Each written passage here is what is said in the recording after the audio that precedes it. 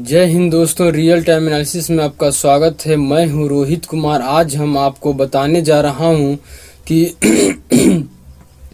Bermuda triangle में कोई भी जहाज गायब क्यों हो जाता है, क्या यहाँ देवी शक्ति है, क्या यहाँ भूत है, आखिर जहाज कहाँ जाता है। इन सभी सवालों का जवाब अभी हम बारीकी से समझेंगे। सबसे पहले ये बरमुडा द्वीप का वर्ल्ड मैप में लोकेशन देख लेते हैं, उसके बाद फिर हम आगे समझेंगे। ये जो आप देख रहे हैं इस एरिया को, इसी एरिया में एक ट्रायंगल के शेप बरमुडा द्वीप है। इस एरिया से अब इसको हम अच्छा समझने के लिए जूम करके देख लेते हैं।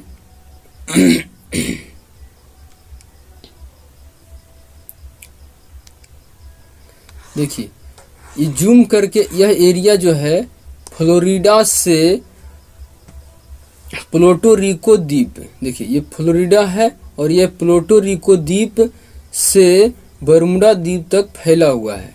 यह एरिया जो है समुद्र में है, इसलिए इसका कोई फिक्स एरिया नहीं रहता है, यह कभी बढ़ भी सकती है। यह जो दिख रहा है यह 50 लाख किलोमीटर स्क्वायर में फैला हुआ है और इस एरिया में कोई भी जहाज जाता है तो वो डूब जाता है।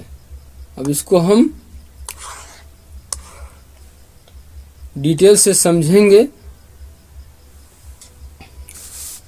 1998 में जब क्रिस्टोफर कोलंबस ने इस रास्ते से जा रहे थे तो इन्होंने भी अपनी किताब में वर्णन किया है कि जब इस क्षेत्र से गुजर रहे थे तो अचानक मौसम खराब, बादल तड़कना, समुद्री लहरें तेजी से उठने लगी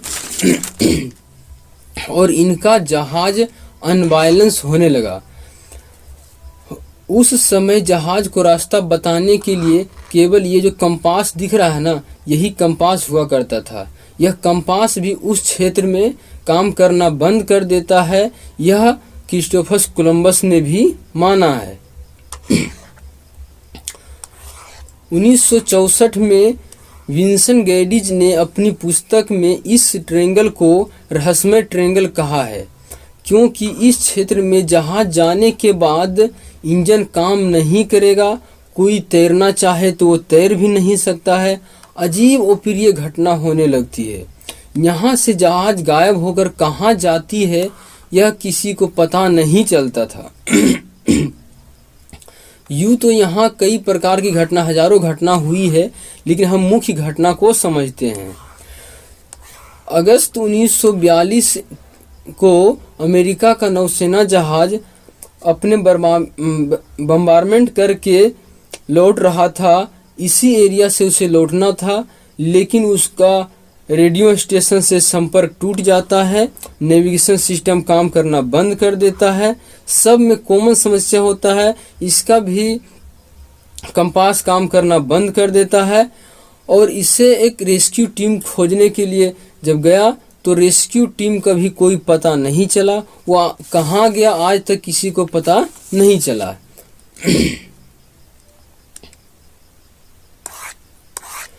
1970 में यहाँ से एक पायलट लौट कर आया था, उसका नाम ब्रूस जेनर था।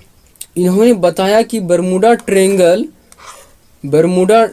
के ऊपर से गुजरा गया तो अचानक मौसम खराब, कुछ दिख नहीं रहा था, इसमें प्रवेश करने पर खत्म होने का नाम ही नहीं ले रहा था।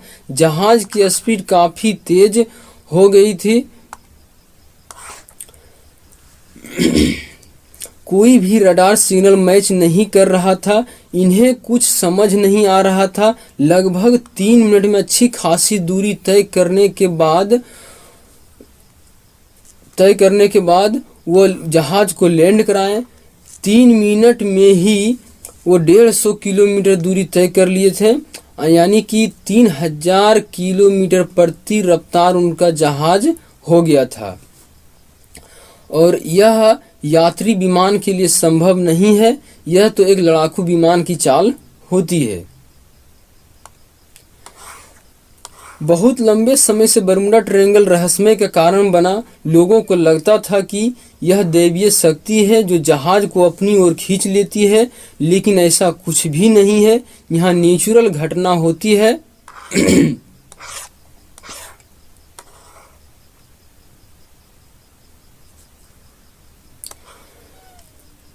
पूरे रहस्य का पर्दा उठाया जा चुका है। जहाज का मलबा समुद्र के तल पर है, जो आप देख सकते हैं। ये सब जो है जहाज का मलबा है, वो जो समुद्र के तल पर है।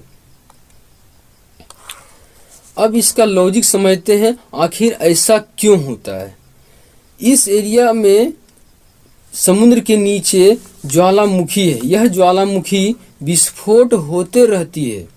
जब यह विस्फोट होती है तो इससे मीथेन गैस निकलती है तथा यहाँ का घनत्व घट जाता है। जब भी कभी ज्वालामुखी विस्फोट होती है तो उससे मीथेन गैस निकलती है और वहाँ का जो एरिया रहता है उसका घनत्व घट जाता है,